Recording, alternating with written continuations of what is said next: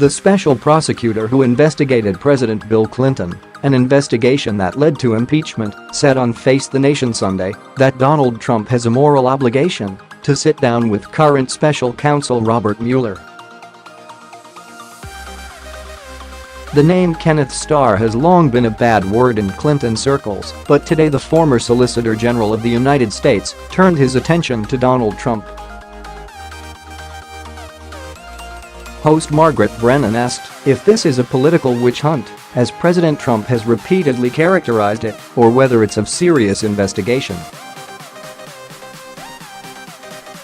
"It's definitely a serious case," said Starr. "We know that from the indictments and guilty pleas that have already been obtained." Starr said Mueller is just following the evidence and that he is very seriously investigating. Brennan pointed out that Starr ultimately had to subpoena Bill Clinton before he actually sat for an interview and asked whether he would advise Trump to sit with Mueller were he advising Trump. "I think they better be cautious, and I think they are being cautious," Starr said, adding that as a defense lawyer you never want your client to be exposed in such a way. On the question of whether Trump has an obligation to sit and answer Mueller's questions, Starr's answer was in parts.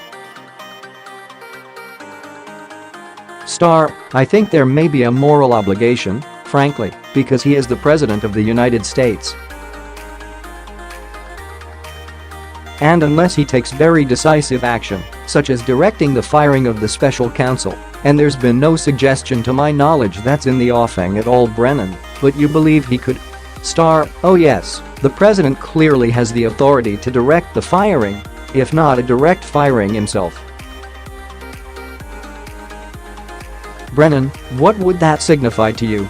Starr: "It would be, I think.it is a political question. I don't think it's obstruction of justice, and I disagree with those who seem to find obstruction of justice in almost anything the president has done.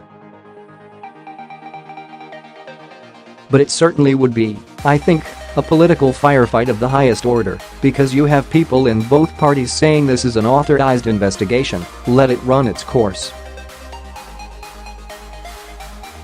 Coming from Kenneth Starr, that moral obligation line should mean something to those Republicans who places so much emphasis on moral code and honesty in the Clinton case.